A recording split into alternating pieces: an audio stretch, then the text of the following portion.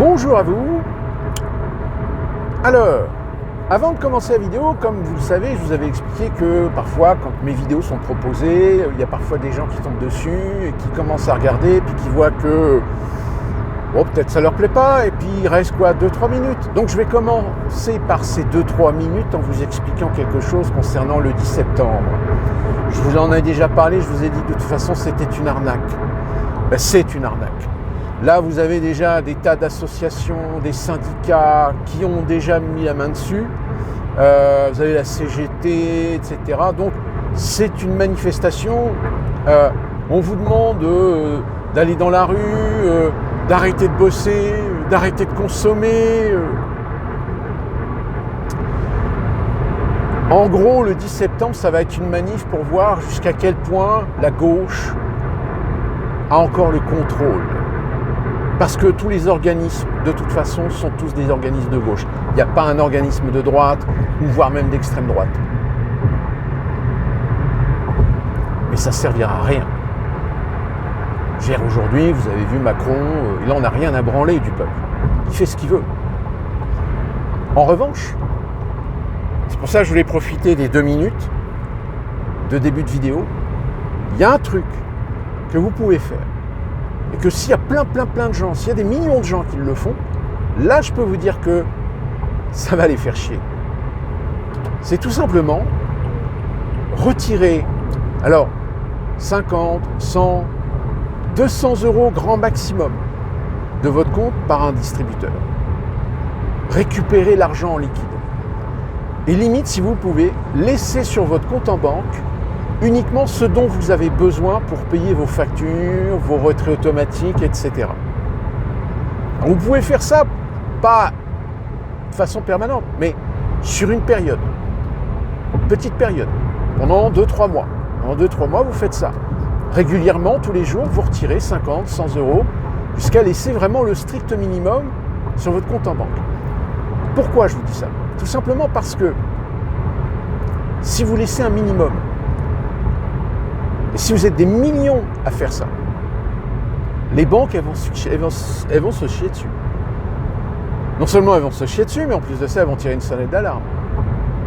Parce que, pour elles, les algorithmes vont se rendre compte qu'il y a des retraits réguliers en distributeur anormaux. Donc là, évidemment, au bout d'un moment, votre banque va vous appeler, va vous envoyer un mail en disant « Oui, pourquoi on a remarqué que vous retiriez souvent, trop souvent. » Et peut-être qu'à un moment donné, ça va vous faire prendre conscience qu'en réalité, vous n'avez pas la liberté sur votre argent, que c'est bien la banque qui a le contrôle de votre argent. Parce qu'en réalité, vous ne pouvez pas faire ce que vous voulez avec votre argent. Mais, si vous êtes des millions à le faire, là, je peux vous dire que le système, il va commencer à chier dessus.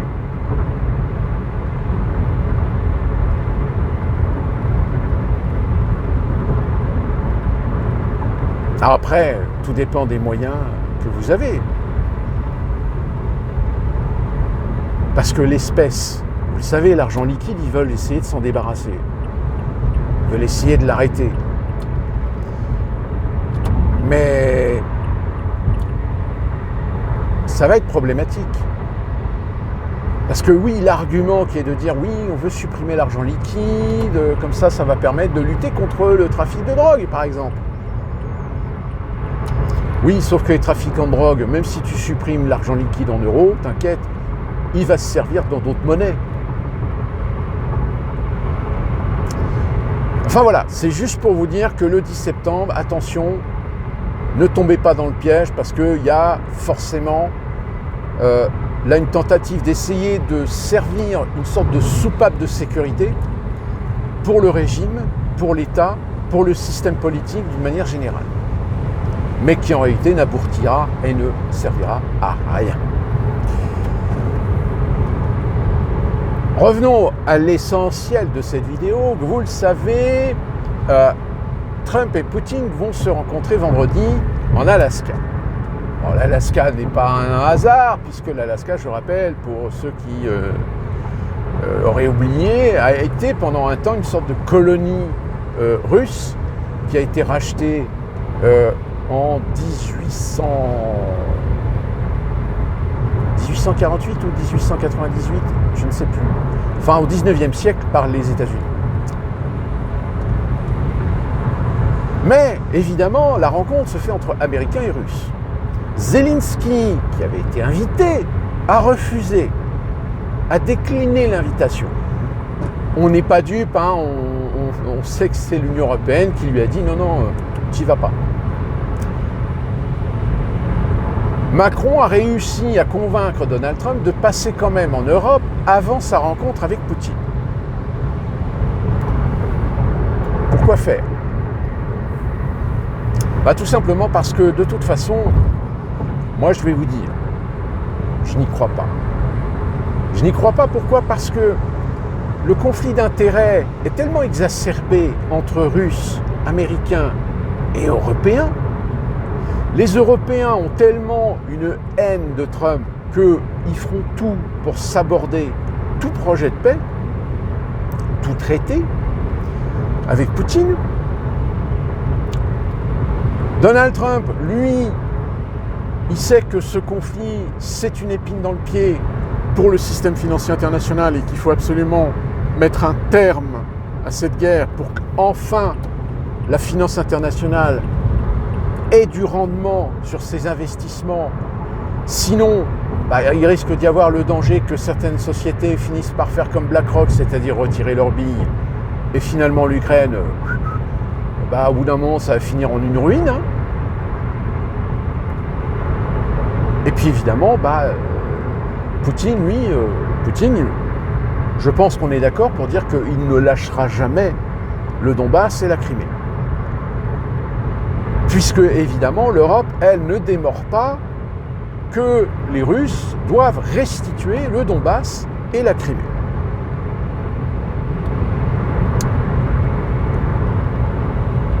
Alors, j'y crois pas, pourquoi ? Parce que, comme je viens de vous l'expliquer, les conflits d'intérêts sont tellement exacerbés, il y a une telle haine vis-à-vis de Donald Trump de la part des Européens que vous allez continuer à payer la facture.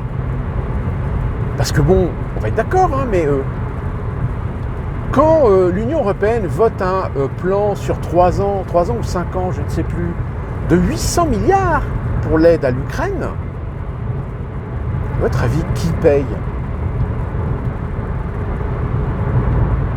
C'est vous.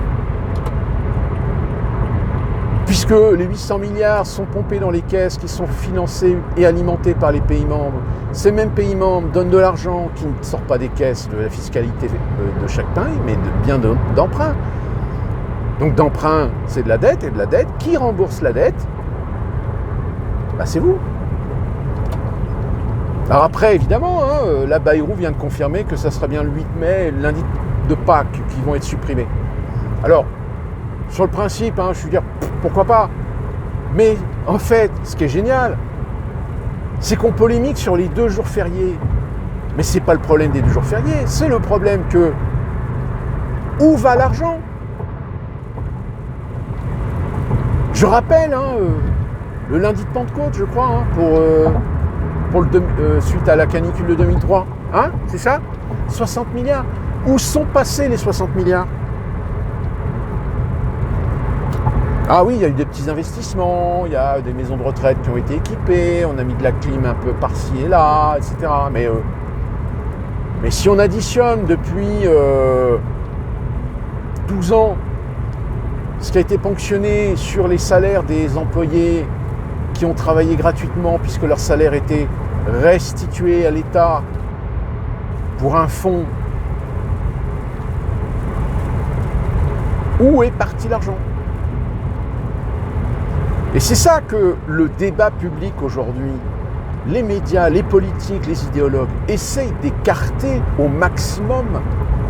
C'est qu'aujourd'hui les Français sont tous d'accord, qu'ils soient de gauche ou de droite, pour dire où est l'argent ? Où va l'argent ? Qui dépense quoi ? Où ? Comment ? Pourquoi ? Il est là le fond du problème. Que les Français payent des impôts, je pense que les Français sont d'accord pour payer des impôts, mais le problème c'est qu'on paye toujours plus d'impôts, plus de taxes, tout augmente. Pourquoi? Pour s'entendre dire « Ah, bah la France est endettée. Ah, bah il n'y a plus d'argent dans les caisses. Ah, mais on ne peut plus financer le système de santé. Ah, mais on n'a plus d'argent pour financer l'éducation. Ah, mais on a un problème au niveau de la sécurité parce qu'on n'a pas les moyens. »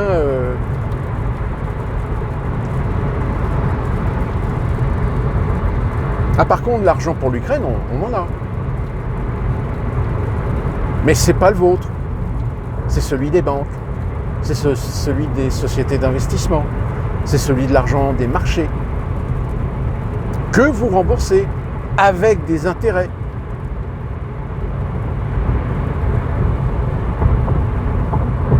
Donc si vous voulez continuer à payer l'Ukraine, là Donald Trump, finalement, il a joué, il a perdu, puisque là aujourd'hui il est obligé de réinjecter de l'argent et du matériel en Ukraine.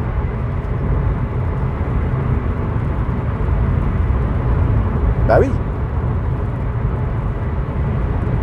Donc si vous voulez, il y a un moment donné où les Américains, ils vont se dire non, on ne peut pas continuer à payer une guerre qui de toute façon commence à être problématique.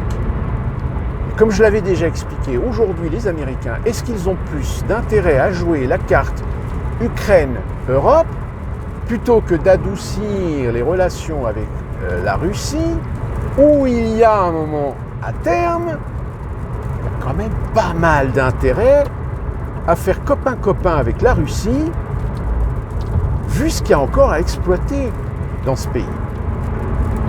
Et qui plus est, d'amener le pion à la Chine. Je vous l'ai toujours dit, Poutine, il est en alliance avec la Chine parce qu'il n'a pas le choix.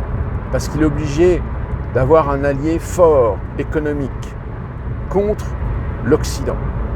Mais si demain les Américains décident de radoucir leurs relations avec la Russie, je peux vous dire que Poutine, alors il mettra des conditions, il voudra garder le monopole, il voudra garder le contrôle, etc. Mais vous savez, en finance, quand il y a des questions d'argent, on réussit toujours à trouver des compromis.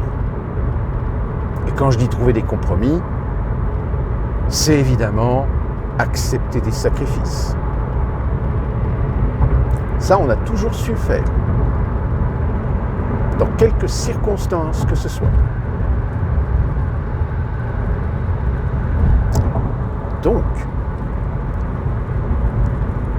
posez-vous la question, est-ce qu'aujourd'hui l'Union européenne joue dans l'intérêt des pays de l'Union ou joue au contraire l'intérêt d'un monde plutôt globaliste, mondialiste, qui veut le contrôle sur tout et sur tout le monde? Sachant que dans cette politique, la méthodologie diffère, mais les ambitions sont les mêmes, qu'elles soient européennes, américaines ou russes, voire chinoises. Mais comme je vous l'avais déjà expliqué, le problème, ce n'est pas l'ambition. L'ambition, elle est pareille, elle est la même partout. Le problème, c'est qui a le contrôle? Qui va être à la tête du machin? Et c'est là que ça coince. Parce qu'évidemment, les Américains ne lâcheront jamais leur monopole. Les Chinois veulent, eux aussi, garder la main. Les Russes aussi. Et les Européens, enfin, quand je dis les Européens, c'est l'Union européenne, elle aussi. Quoique l'Union européenne, c'est un peu particulier parce que c'est un bidule qui a toujours été un petit peu le doigt sur la couture avec Washington. Enfin, Washington. Le Washington sous le contrôle globaliste progressiste. Ce qui n'est pas le cas actuellement puisque c'est Donald Trump qui est à la Maison-Blanche.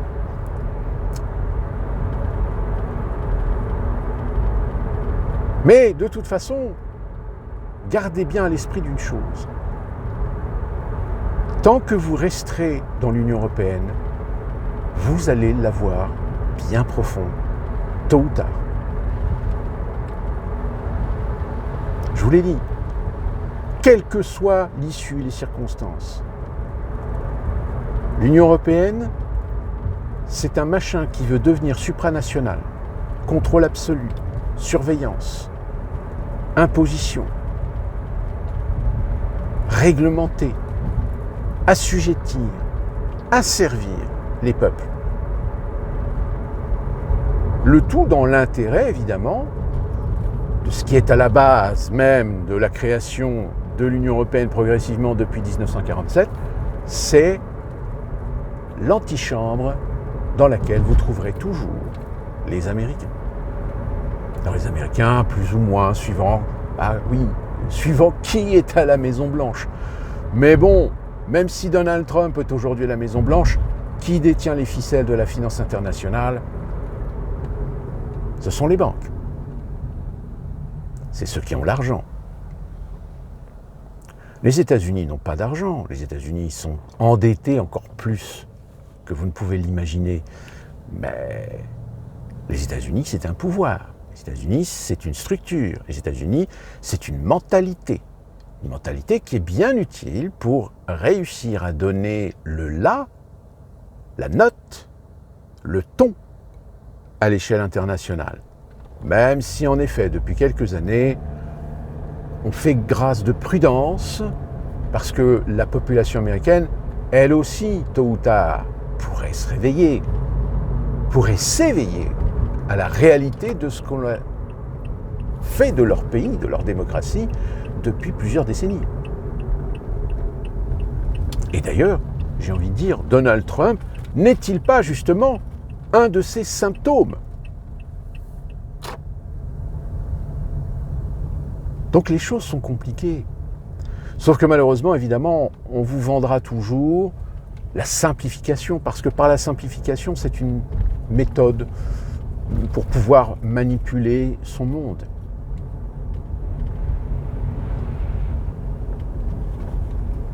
Finalement, on en revient toujours aux mêmes racines.